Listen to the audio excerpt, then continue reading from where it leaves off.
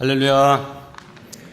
우리 할렐루야 찬양대와 신뢰악단의 찬양 하나님께서 기쁘게 받으신 줄로 믿습니다. 우리 2부 찬양을 위해서도 집에서 아침 일찍 출발하셔서 연습을 시작합니다. 아침에 오전에는 목소리가 잘 나오지 않죠. 이거는 아직 몸이 잘 기능이 활성화되지 않고 밤새 몸이 식었기 때문입니다. 기계가 식고 윤활유가 없어지면 돌아가는 게 힘이 들고 뻑뻑하고 또 소리가 좋지 않습니다. 사람도 마찬가지입니다. 성도들에게 윤활유와 같고 또 뜨거워지게 하는 것이 무엇입니까? 은혜입니다. 이 은혜 받아야 힘이 나고 부드러워지게 되어 있습니다. 오늘 오후부터 이제 영상 부흥회가 열리는데 참 우리나라가 복받은 나라인 것은 130여 년 전 이 땅에 찾아온 선교사님들, 근대까지 한 3천여 명의 선교사들이 우리에게 복음을 전해줬는데 이분들 참 다 그 헌신도와 열정이 대단했고 또 정말 선교사님들 중에서도 정말 엘리트 선교사님들이 우리 조선 땅에 오셨다 하는 것입니다. 그래서 우리나라가 이렇게 복되고 또 선진국 대열에 진입할 수 있는 그런 축복을 받아 누리게 되었습니다. 지난 한 주간 동안 이 영상 오늘 저녁 때 오후에 4시에 상영되는 셰핑 선교사, 서서평 선교사는 영상을 구할 수가 없습니다. 이게 얼마 전에 극장에서 상영됐던 영화, 정식 영화입니다. 영화이기 때문에 이렇게 시중에 나오질 않고요. 우리가 이 제작사에게 정식 협조를 요청해서 이 제작사에서 와가지고 우리에게 상영을 합니다. 그러니까 오늘 저녁에는 극장에서 보시지 못한 분들은 오늘 교회에 오시면 참 은혜 받게 되어 있지만 이 유튜브로 방송을 할 수가 없습니다. 왜냐하면 여기선 비용을 내고 이렇게 상영하지만 영상으로 유튜브에서 전 세계 사람들이 그냥 보게 할 수는 없기 때문에 꼭 여러분이 현장에 오셔야 된다는 사실을 기억하시길 바랍니다. 그 영상 보면서 정말 제 마음이 뜨거워지고 나이가 들어갈수록 이 눈물이 안 나와요. 그런데 선교사님들 이 영화 보면서 눈물이 나오고 마음에 새 결심을 갖게 하는 정말 은혜가 이렇게 쫙 차오르는 그런 느낌을 받으면서 한 주간을 보냈습니다. 여러분들도 오늘은 4시, 내일부터는 저녁 8시에 열리는 이 영상 부흥회를 통해서 다 은혜 받기를 주님의 이름으로 축복합니다. 오늘 설교 제목을 함께 하겠습니다. 힘이 아닌 공평과 정의로. 네, 이 원포인트 설교가 이번 주만 유독 시편으로 다시 갔다가 다시 신약 히브리서로 넘어가게 되어 있는데 오늘 이 말씀을 여러분과 함께 나누겠습니다. 시편 82편은 어떤 경위에서 이 시편이 쓰여졌는지는 정확하게 알 수는 없습니다. 그러나 이 시편은 세상의 권력자들, 특별히 재판을 담당하는 사람들을 대상으로 쓰여진 성경임은 틀림이 없습니다. 이 시편에는 판단이라고 하는 말이 2번, 재판이라는 말과 심판이라는 말이 각기 한 번씩 있는데 같은 의미의 단어가 짧은 11절에 4번 반복되고 있습니다. 사실 개역 성경에서는 이 4번을 다 판단이라고 하는 단어로 통일해서 번역을 했습니다. 자, 그런데 이 판단의 주체, 판단의 상황은 다 다릅니다. 한 번은 하나님은 선악간에 판단하시는 분이시다라고 하는 그런 의미로 쓰였고요. 둘째는 재판관들이 너희 불공평한 판단해서는 안 된다라고 하는 책망의 말씀. 셋째는 하나님께서 이 재판관들에게 바른 판단을 하라고 권고하는 말씀이고, 마지막 4번째는 하나님께서 이 세상을 바르게 판단해 달라고 하는 이 시편 기자의 그 청원하는 간구로 등장되고 있습니다. 네, 하나님은 재판관들을 선악간에 판단하고 심판하시는 분이십니다. 본문 1절입니다. 하나님은 신들의 모임 가운데 서시며 하나님은 그들 가운데서 재판하시느니라 그랬어요. 여기 신들의 모임이라 그랬는데 앞에 하나님은 우리가 믿는 그 하나님입니다. 그 하나님이 신들의 모임 가운데 서신다 할 때 이 신들은 무슨 천사나 어떤 신적 존재를 가리키는 것이 아니라 세상 재판관들, 세상의 권세자들을 말합니다. 그런데 왜 신들의 모임이라고 했을까? 그들은 일반 서민들, 일반 백성들의 입장에서 볼 때는 마치 신적인 존재와 같이 힘 있는 그런 존재들이기 때문에 그들에게 서시며 그들을 재판하시는 하나님이시다. 이렇게 표현하고 있습니다. 네, 모세와 같은 그 사람들, 세상의 주권자들, 지도자들로 세운 사람들에게는 하나님께서 권위를 주셨죠. 그래서 그 권위를 위임받아 이제 백성들을 다스리고 이끌고 또 재판관들은 재판하도록 되어 있습니다. 그런데 지금 이 시편 82편에 등장하는 재판관들은 하나님이 부여하신 그런 권위를 가지고 사적 이익이나 악인의 편에 서서 판결을 굽게 하고 있기에 문제입니다. 그래서 하나님은 그들을 소환해서 심판하시겠다 하는 것입니다. 성경은 이 재판의 권위가 어디에서부터 나오는지를 분명히 말씀하고 있습니다. 또 재판관은 어떤 자세로 임해야 될지를 말씀하고 있습니다. 신명기 1장에 보면 모세가 백성들 중에서 신망이 두터운 사람들 중에 10부장, 50부장, 100부장, 1000부장을 세우고 그들에게 이렇게 말합니다. 17절입니다. 재판은 하나님께 속한 것인지 너희들이 하는 일은 인간적으로 그냥 하는 일이 아니라 하나님의 위임을 받아서 하는 일이다. 이 판단은 하나님께 속한 판단이 되어야 한다. 너희는 재판할 때에 외모를 보지 말고 귀천을 차별 없이 듣고 사람의 낯을 두려워하지 말라. 했습니다.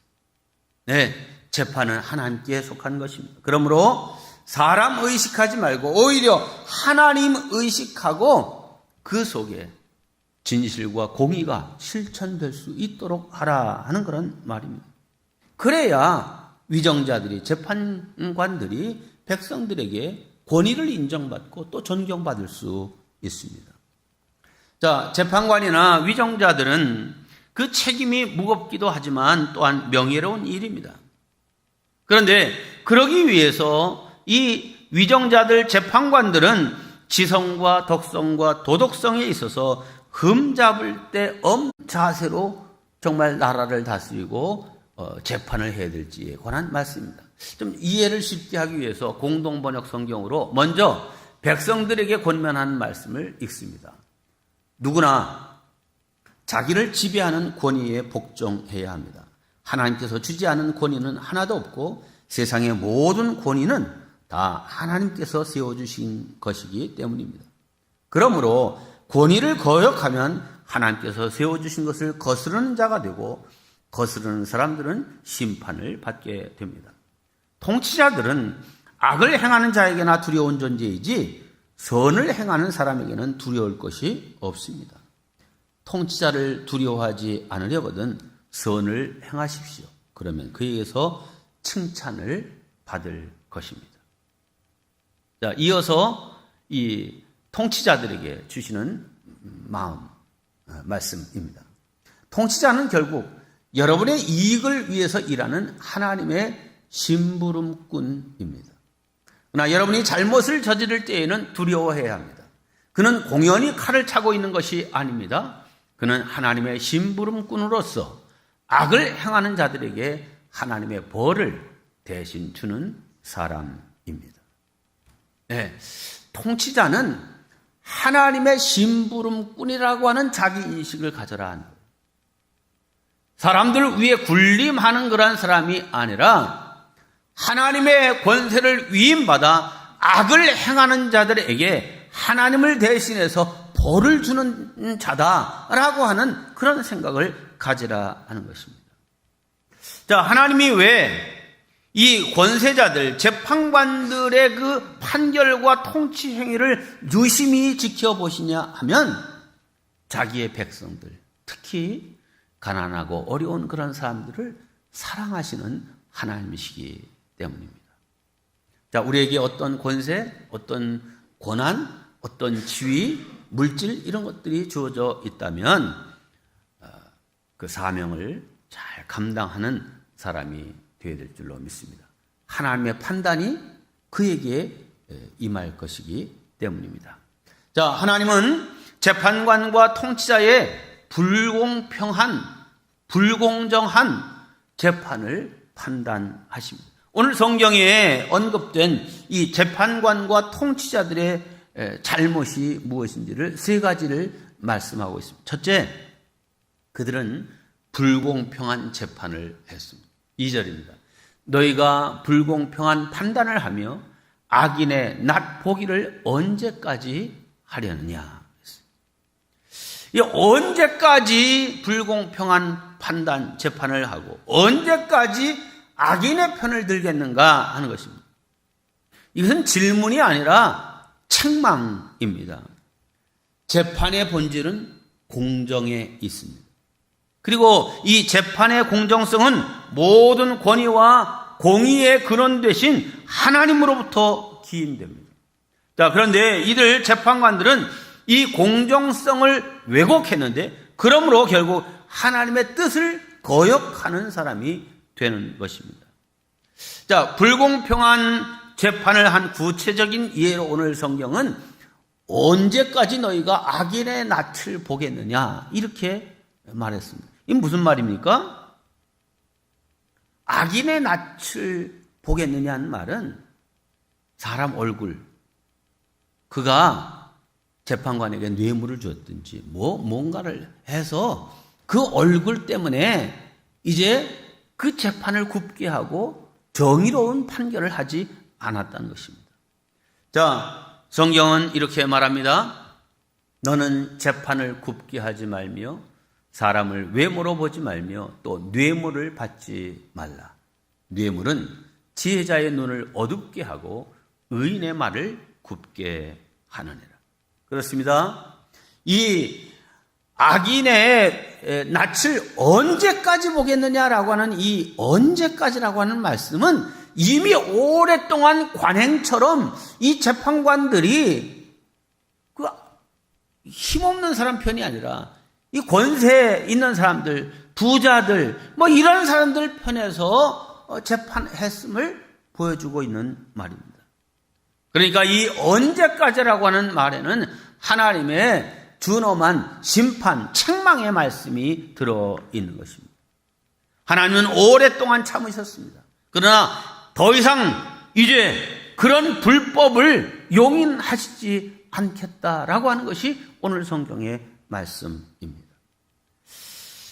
사실 불의한 재판으로 공의가 바로 세워지지 않기 때문에 사람들 마음에 억울함이 생기고 그 억울함 때문에 보복이 이어지는 악순환이 계속되는 것입니다. 정의의 하나님께서 이 불의한 재판관을 심판하시겠다는 말은 그런 악순환의 고리를 끊겠다는 의지의 표현인 것입니다. 두 번째, 여기 20편 82편에 나온 재판관들은 약자를 억울하게 판단했습니다. 3절과 4절입니다. 가난한 자와 고아를 위하여 판단하며 곤란한 자와 빈궁한 자에게 공의를 베풀지며 가난한 자와 궁핍한 자를 구원하여 악인들의 손에서 건질지니라. 네, 여기 언급되고 있는 가난한 자, 고아, 빈궁한 자, 궁핍한 자 다 의지할 데 없는 사람들입니다.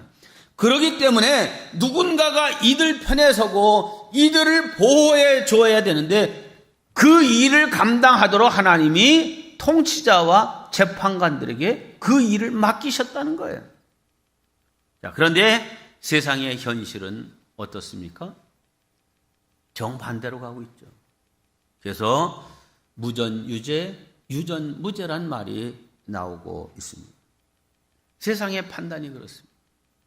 그런데 성경은 뭐라고 말씀합니까? 스가랴서의 말씀입니다.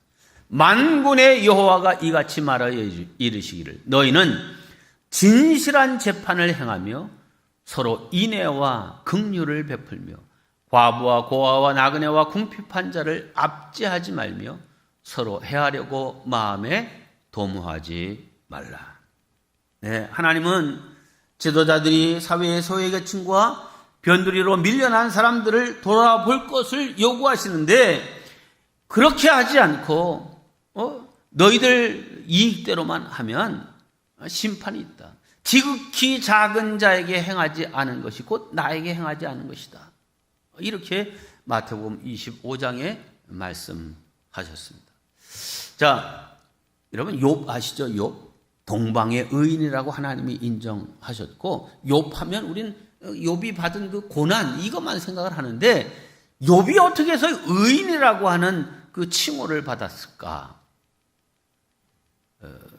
욥기를 많이 읽었지만 이 관점에서 이 욥기를 딱 보는데요. 이야, 이 목사인데도 이런 말씀이 있었어? 하는 엄청난 구절을 발견하게 됐습니다. 욥기서 29장 12절로 17절입니다. 자, 이 욥이 자기가 이 고난받기 이전에 어떻게 살아왔었는지를 자기 입으로 고백하고 있는 내용의 이야기입니다. 부르짖는 빈민과 도와줄 자 없는 고아를 내가 건졌음이라. 망하게 된 자도 나를 위하여 복을 빌었으며 과부의 마음이 나로 말미암아 기뻐 노래하였느니라. 내가 의를 옷으로 삼아 입었으며 나의 정의는 겉옷과 모자 같았느니라. 나는 맹인의 눈도 되고 다리 저는 사람의 발도 되고 빈궁한 자의 아버지도 되며 내가 모르는 사람의 송사를 돌보아 주었으며 불의한 자의 턱뼈를 부수고 노획한 물건을 그 이새에서 빼내었느니라. 대단하지 않습니까? 욥이 그렇게 살았다는 거예요. 이렇게 살았기 때문에 그는 동방의 의인이라 하는 그런 칭호를 들을 수 있었던 것입니다. 반면에 아모스 5장에 나오는 재판관과 위정자들의 모습은 어떻습니까? 너희가 힘없는 자를 밟고 그에게서 미래 부당한 세를 거두었은즉 너희의 허물이 많고 죄악이 무거움을 내가 아노라. 너희는 의인을 학대하며 뇌물을 받고 성문에서 재판한 곳이 성문이었죠. 가난한 자를 억울하게 하는 자로다. 네. 그런데 역사의 수레바퀴를 돌려가시는 하나님, 이런 불의를 행하는 사람들에게 어떤 결과가 올 것인지를 이 아모스에 그대로 얘기하고 있습니다. 5장 11절입니다. 너희가 비록 다듬은 돌로 집을 건축하였으나 좋은 궁궐 같은 집 지었지만 거기 거주하지 못할 것이다. 아름다운 포도원을 가꾸었으나 그 포도주를 마시지 못하리라. 네, 공의로우신 심판주 하나님의 살아계심을 늘 생각하며 사는 저와 여러분 되시기를 바랍니다. 세 번째, 이 시편 82편에 나오는 위정자들과 재판관들은 고의적이고 의도적으로 그릇 판단해서 공의와 질서를 무너뜨렸습니다. 그들은 알지도 못하고 깨닫지도 못하여 흑암 중에 왕래하니 땅의 모든 터가 흔들리도다. 뭘 알지 못해요? 뭐가 진실인지 이거 알려고 하잖아요. 또 송사로 들어온 그 문제에 대해서 이게 진실이 뭔지를 깨달아 알려고 하는 노력도 없어요. 흑암 중에 왕래하니 그냥 진실은 다 묻고 이권의 눈이 어두워서 그냥 자기 컴컴한 길을 걸어가는 그런 거예요. 그러니까 그들의 무지는 고의적이고 의도적이며 자발적인 행위였습니다. 가장 공정해야 될 재판관들이 이렇게 흑암 중에 다니고 있었기 때문에 뭐가 흔들렸다고요? 땅의 기초가 흔들렸다. 이 땅의 기초가 흔들렸다는 말은 공고하게 서 있어야 될 사회 질서와 도덕적인 가치가 흔들리고 공의가 무너졌다는 말입니다. 자, 그렇다면 이 말씀을 오늘 우리는 어떻게 우리 자신들에게 적용해야 되겠습니까? 아니, 나는 뭐 위정자도 아니고 재판관도 아니니까 나하고 상관없는 말이네. 아, 나는 약자이고 힘없는 자이니 내가 할 일은 없다. 이렇게 생각할 겁니까? 아닙니다. 그렇게 해서는 안 됩니다. 우리 주님께서 우리에게 위임하시고 맡기신 일이 있습니다. 우리는 이 세상에서 대리자로 살아가야 됩니다. 자, 베드로전서 2장 9절의 말씀입니다. 너희는, 우리들은 택하신 족속이요, 왕 같은 제사장들이요, 거룩한 나라요, 그의 소유가 된 백성이니 이는 너희를 어두운 데서 불러내어 그의 기이한 빛에 들어가게 하신 이 곧 하나님의 아름다운 덕을 선포하게 하려 하심이라. 네, 우리 다 죄인이고 별 볼 일 없는 인생이었지만 하나님께서 당신의 자녀로 삼으시고 우리를 왕 같은 제사장으로 세상에 그리스도인으로 세운 까닭은 너희들의 삶을 통하여 사랑과 공의이신 그 하나님의 덕을 모든 세상에 드러나게 하시기 위함이다. 이렇게 말씀하고 있습니다. 자, 그렇게 살아야 되는데 그건 생각하지 않고 자기의 이익만 생각하면 어떤 결과가 나타나냐? 대표적인 것이 빌라도입니다. 자, 빌라도를 보세요. 이 빌라도는 본래 나름 판단력이 잘 있는 사람이었습니다. 요한복음 19장을 보면 이렇게 됐어요. 빌라도가 이르되 너희가 친히 데려다가 십자가에 못 박으라. 나는 그에게서, 예수에게서 죄를 찾지 못하였노라. 제대로 판단한 거 아니에요? 그런데 빌라도는 진실과 자신의 양심을 속인 채 결국 예수님을 채찍질한 후에 십자가에 못 박으라고 사형 언도를 내렸습니다. 이 빌라도는 무엇이 진실이고 어떻게 하는 것이 옳은 일인가 여기에는 관심이 없고 오직 자신의 정치적인 입장과 세상의 이익만을 생각할 뿐이었습니다. 그는 자기 자신에게 나에게 주어진 의무는 무엇인가?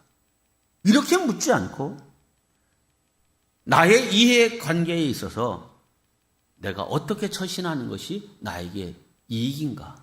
이렇게 물었던 것입니다. 빌라도는 예수님을 석방할 수 있는 충분한 권위와 권세와 능력이 있는 사람이었습니다. 하지만 자기의 이익을 위해서 예수님을 십자가에 내어주었습니다. 직권을 사욕을 위해 쓴 것입니다. 이렇게 한순간의 유익을 위해 진리를 외면한 이 빌라도, 그 죄값을 톡톡히 받고 있잖아요. 아마 인류 가운데 이 빌라도만큼 저주를 받는 사람도 없을 거라 이렇게 생각됩니다. 오늘도 우리가 예배 시작 부분에 사도신경을 통해서 우리 신앙을 고백했어요. 그 신앙 고백 가운데 나오는 구절이 뭡니까? 본디오 빌라도에게 고난을 받으사 십자가에 못 박혀 죽으시고, 엄청난 성도들의 입에서 이 본디오 빌라도의 저주의 이름으로 불려지고 있습니다. 사욕을 위해서 자기에게 주어진 권세와 직위와 능력을 사용했기 때문에. 성도 여러분, 하나님을 알지 못하던 빌라도에게 임한 죄값이 이러하다면 만일 하나님을 알고 그 뜻을 아는 우리들이 이 공의와 사랑을 외면한다면 어떻게 되겠습니까? 오늘 7절이 이렇게 말합니다. 너희는 사람처럼 죽으며 고관에 하나같이 넘어지리로다. 너희들에게 위임한 것들이 많은데 그거 잘 지키지 않으면 너 세상 사람들처럼 죽을 것이고 여기 불의를 행했던 고관들처럼 넘어지는 인생 될 거다. 이렇게 말씀하셨습니다. 이 말씀에 모두 깨어 경성하기를 바랍니다. 이제 마지막입니다. 하나님이여 세상을 심판하소서. 이렇게 시편 기자는 호소하는 간구를 드리고 이 시편을 마무리하고 있습니다. 8절 말씀입니다. 하나님이여 일어나사 세상을 심판하소서. 모든 나라가 주의 소유이기 때문입니다. 여기 하나님이여 일어나사 그랬어요. 일어나라고 하는 말은 일어나 일하시라 하는 그런 말이죠. 세상의 모든 위정자와 재판관들이 책임을 다하지 못하기 때문에 이 세상이 곤란해졌고 불신이 팽배해졌으니 하나님께서 친히 일어나셔서 이 세상을 정리하시고 바로잡아 달라는 간구입니다.